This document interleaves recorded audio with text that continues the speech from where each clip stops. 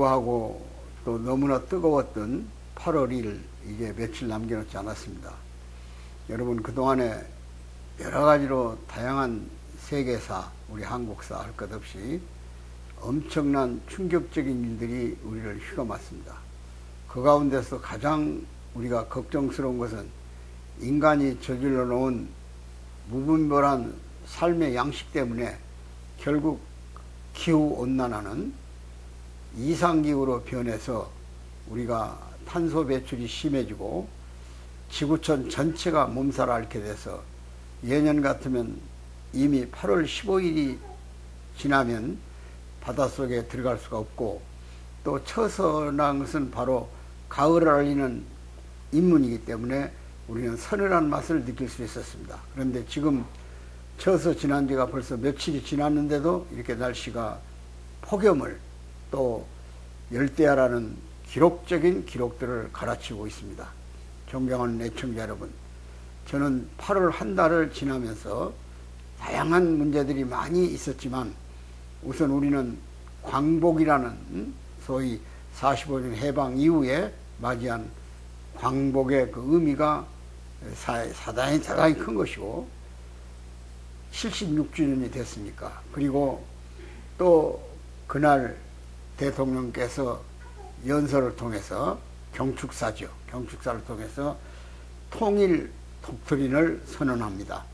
이것은 대단히 의미가 있다고 생각됩니다.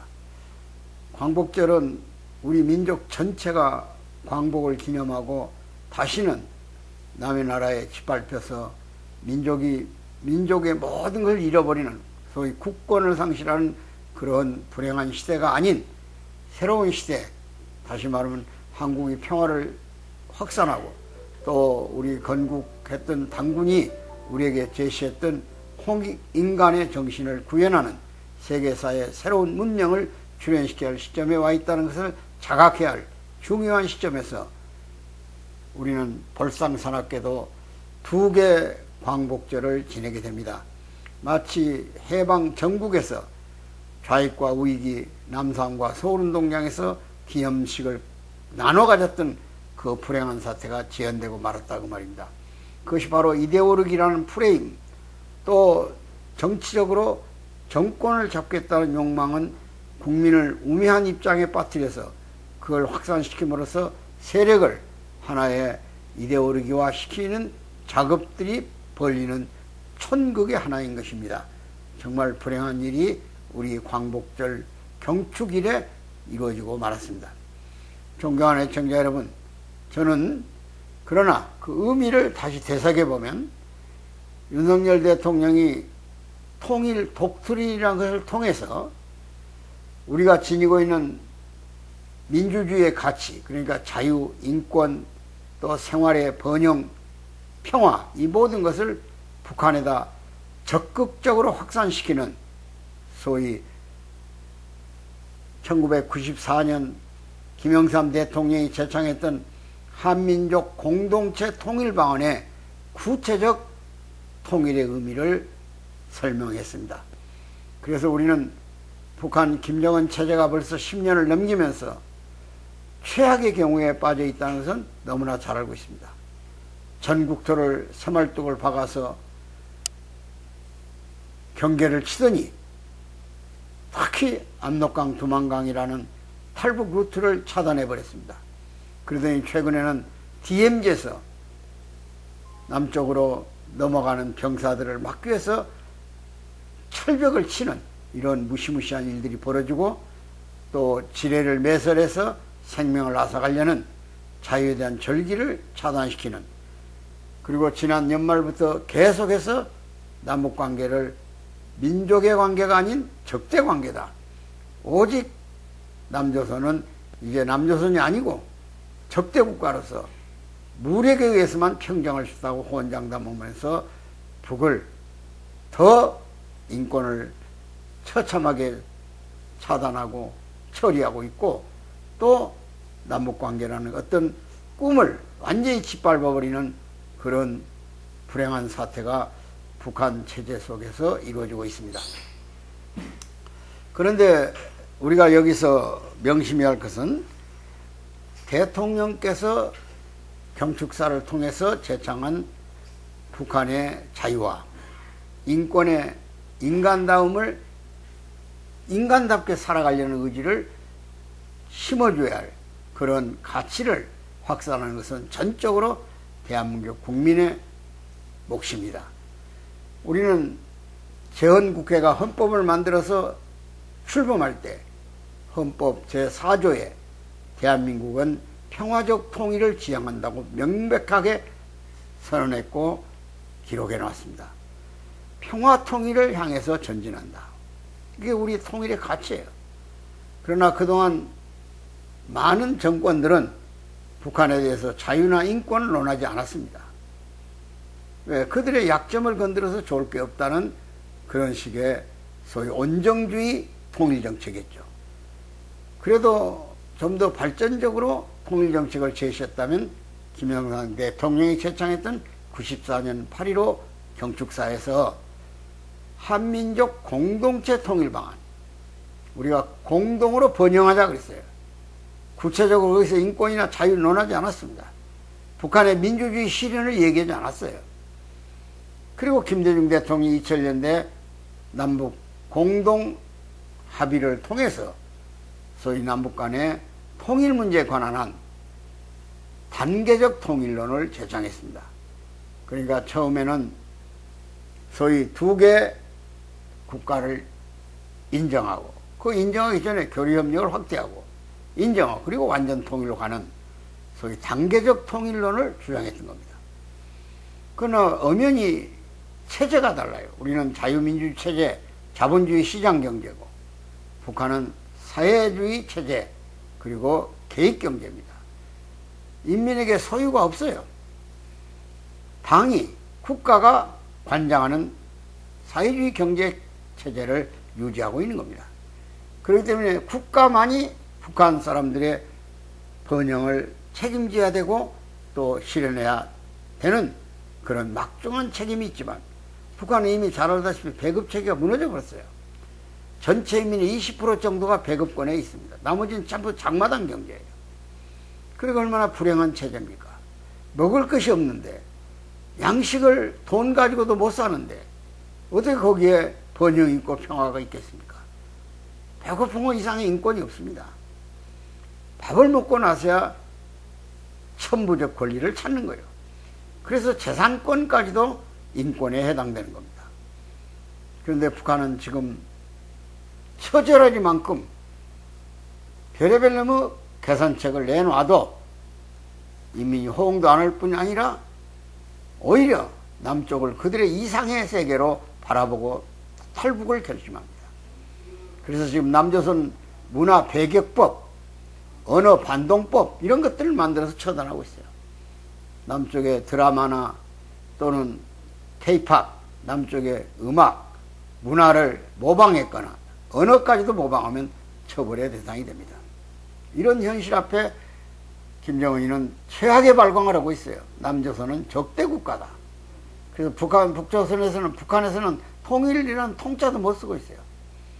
일본 국도를 따라가서 평양 개선문 쪽으로 가면 두 남녀가 손을 잡고 통일의 문이라는 걸 만들어 놓은 적이 있어요. 그 문 좀 만져 헐어버렸습니다. 지하철역에 통일역이라는 게 있어요. 통일을 빼버리고 역이라고 불렀어요. 이게 얼마나 처절한 민족 반역 행위입니까? 거기에 그들이 인권을 논할 또 인권을 개선할 인간의 존엄성을 인정해줄 만한 가치는 전혀 없는 거예요. 오직 특별한 당원들만에게 주어지는 제한된 생활권에서 살아가고 있다 그런 얘기죠. 이번에 윤석열 대통령이 그래도 우리가 누리는 모든 것을 북한에까지 확산하자. 이게 통일 독트린이에요. 마치 전후에 우리 해방된 전후에 일본이 독도 영유권을 주장했을 때 이승만 대통령이 대한 독트린을 선언했어요. 그리고 독도를 우리 영토로 규정하고 거기에 치안을 관리하는 민정경찰을 보냈어요. 지금도 우리 경찰이 영토를 관리하고 있는 겁니다. 독트린이란 것은 그 시대 지도자가 어떤 제한된 권력에서 할 수 있는 영역의 한계를 결정하는 선을 독트린이라고 그래요. 그러니까 과거의 브레지네프 독트린, 또 레이건 대통령의 레이건 독트린, 이런 것들이 다 주어져 있는 거예요. 그러니까 우리가 북한에 대한 자유 확산, 인권 개선에 대한 요구, 사람답게 살 수 있는 우리 동족의 가치를 존중해서 그것을 적극적으로 지원하고 국제적 교류 협력을 통해서 확산하겠다는 겁니다. 그 통로를 어떤 길을 열든지. 이게 이번 8.15의 독트린이에요. 그러니까 우리 통일의 명백한 구상이 구체화될 수 있는 길이 열렸어요. 북한이 받아들일 것이 안 받아들일 것이 하는 것은 전적으로 또 별개의 문제예요. 그러나 우리는 어떤 경우를 통해서도 북한의 그런 자유의 바람이, 인권의 바람이, 또 인간답게 살 수 있는 권리의 바람이 북한에 확산되도록 노력해야 할 책임을 지겠다는 겁니다. 그래서 과거 김영삼 대통령 때 민족 공동체 통일 방안보다 더 적극적인 새 시대에 맞는 통일 방안을 제창했다는데 그 의미가 있는 겁니다. 존경하는 애청자 여러분, 이게 우리가 해야 할 일은 몇 가지 있습니다. 첫째가 북한 김정은 체제 한계에 대한 대책입니다. 만일 북이 급격한 자기 체제 모순 때문에 무너지면 전적으로 우리가 기회를 포착해서 통일로 길을 열어야, 그것이 통일이에요.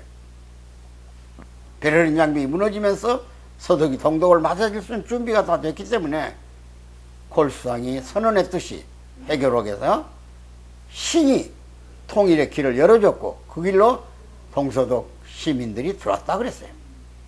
자기 힘이 아니라는 거예요. 신의 도움이라는 거예요. 그 하늘이 반드시 도움의 길을 우리에게도 열 겁니다. 그러니까 우리가 망하라 망하지 말라 안 해도 북한이 스스로 권력의 한계, 원래 독재 권력이 3대를 못 넘어가는 건 천치가 아닙니까? 이런 면에서 참 우리가 마음으로 늘 애국가에 존경하는 하나님을 넣어놓고 하나님이 보아사 우리나라 만세라고 했던 것도 큰 의미가 있는 거예요.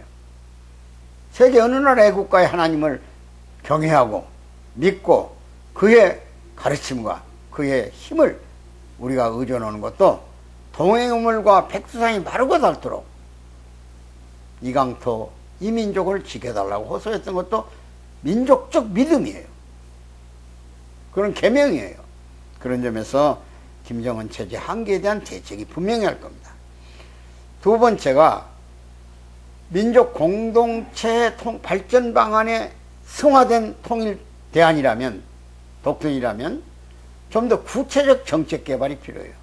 한반도 평화를 위한 국제학술 포럼을 정기적으로 실시하겠다. 그것도 좋은 아이디어 하나죠.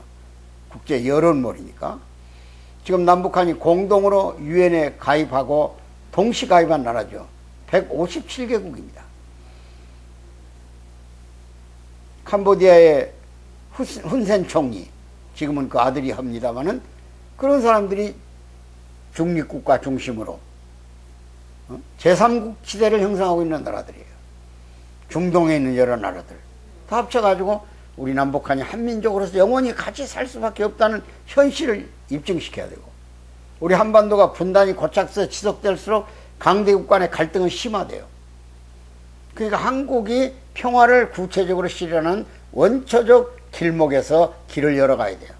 한반도의 통일이 평화를 정착시키고 그 평화가 세계 평화를 실현할 수 있다는 그 문명론적 사관을 정립시킬 필요가 있다 그런 얘기예요. 그래서 한국의 시대가 곧 세계 평화의 시대에 길을 열어가는 그런 정말 출발지가 될 것이라는 것을 세계인이 다 갖도록 국제적 참여를 요구하는 그런 프로젝트가 필요하다 그 말입니다. 그리고 나서 궁극적으로 한민족 평화 번영 시대가 온 인류가 추구하는 그런 이상의 대동세계죠. 제2와 대동세계, 소위 세상이 모든 이치에 의해서 합리적으로 운영이 되고 그 합리적 질서가 평화를 담보한다는, 그리고 그것은 곧 세계 5색 인종이 모두 문명을 통합해가지고 조화시키는 그런 새로운 문명 시대를 열어갈 수 있다는 걸. 거기는 기독교 문명이, 이슬람 문명이, 힌두교 문명이, 공자 문명이 다 들어와서 녹아나는 거예요. 이런 통일된 평화적 문명 시대를 우리 한반도가 주도할 수 있다는 자신감을 우리 국민들이 가져야 돼요. 그래서 첫째 금지할 조항이 분열을 극복하는 거예요. 좌우라는 여부르기란 게 허상입니다. 오른손 왼손이 한 사람한테 붙어 있지 않습니까? 그래서 우리가 두익이라는 사상을 강조하는 이유가 거기는 머리 사상. 머리만이 두 손을 박수 칠수 할 수 있어요. 통일을 이룰 수 있어요. 이런 확실한 민족의 범세계적 성격을 띤 새로운 창조적 이념을 제세이와 세상에 펼치는 홍익의 기본 질서를 세계 앞에 수립해가지고, 우리 지금 음식이라든지 문화라든지 노래라든지 드라마가 세계적 표준이 되는 것은, 여러분 넷플릭스가 세계적 방영 시스템을 갖고 있지 않습니까? 플랫폼 회사로서. 근데 우리나라의 오징어 게임이란 걸 방영했어요. 그게 우리가 어린 시절부터 즐겨왔던 하나의 놀이들이에요. 놀이들이 땅 뺏기 싸움이라든지 고무줄 당기기라든지 또 수건 돌리기라든지 숨바꼭질이라든지 이런 것들이에요. 그것들이 세계 사람이 공통적으로 삶의 중심에 가져왔던 문화의 한 형태라는 걸 인정할 때 세계인이 그걸 시청하는 거예요. 우리의 영화가 세계성을 다 이미 띄었지 않습니까? 미나리 같은 영화가. 이런 점에서 반드시 정부는 좀 더 그걸 구체적으로, 최근에 우리 라면, 우리 김밥, 이게 세계인 즐겨 먹는다는 거 아닙니까? 이것도 다 푸드 컬처, 우리 음식 문화가 세계 입맛에 맞다, 그런 얘기예요. 이게 바로 김치에 발효된 그 요소들이 인체를 구성하는 가장 핵심 요소로서 작용한다. 얼마나 가치 있는 일입니까? 우리는 몰랐어요, 그런 것을. 이제 세계 사람들이 검증해가면서 알려주는 거예요. 이런 점에서 우리는 보다 더 폭넓게 민간 교류의 길을 열어줘야 할 겁니다. 어떤 형태를 통해서 북한의 그런 우리의 삶의 양식이 보편화되도록 노력하는 정치 개발이 필요해요. 바로 이것이 민간 교류의 양성화입니다. 그리고 정부는 너무 지나치게 일방적으로 강대강으로 부딪혀서는 안 돼요. 늘 제가 주장합니다. 교통사고 나보세요. 이빨 부러진 놈은 있어요. 그러나 혓바닥 부러진 놈은 없습니다. 바로 그것이 유연성이라는 거예요. 유연성. 정책에는 유연성이 깔려야 돼요. 힘의 논리에 의해서 강대강으로 부딪히면 어디가 희생당하든 사건이 터지면 그건 수습이 불가능해요.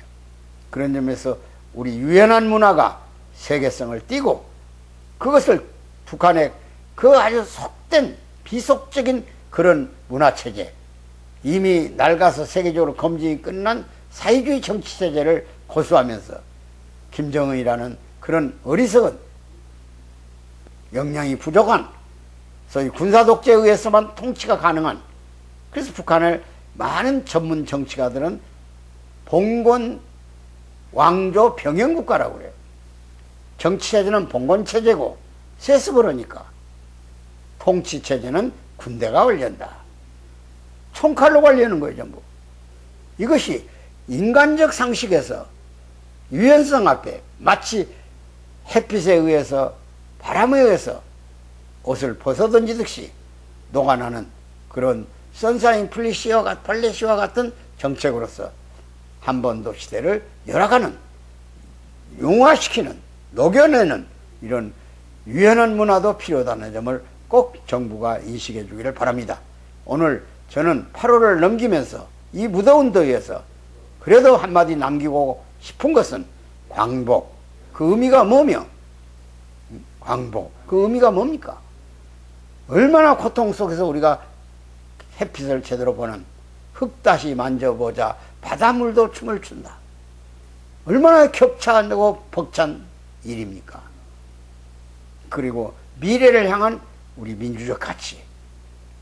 48년 5월 10일 총선거 때 북한이 동참하지 않아서 한쪽만이 단독정부를 가졌습니다만 북한은 이미 46년 2월 달에 소련의 정치장교 스티코프에 의해서 사회주의 인민정부가 소련의 위성정부가 수립되어 있었던 거예요. 그걸 남쪽의 유장전술로 48년 9월 달에 자기들은 정권 수립을 했다 해서 마치 분단 책임 일쪽에다 돌리려고 하지만 이미 전후 해방 인식사에서 분명히 북한은 46년 2월 달에 소련의 내정에 의해서 북한 정권이 생겨난, 그러니까 남북한 동시선거를 안 받아들였던 거죠.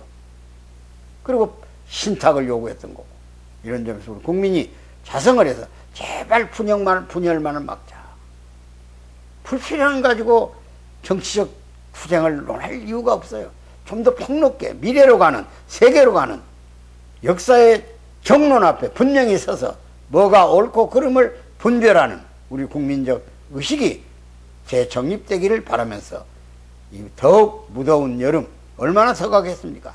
부디 잘 견디면서 건강관리 잘하면서 나라의 미래를 새로운 문명사적인 우리의 인식과 현실 감각을 가지고 미래를 지향하는 평화 애호민족의 가치를 세계 앞에 발현시키는 그런 시대적 사명을 완수해야 되겠다는 자긍심에서 오늘 여러분과 같이 말씀을 나눴습니다. 대단히 감사합니다.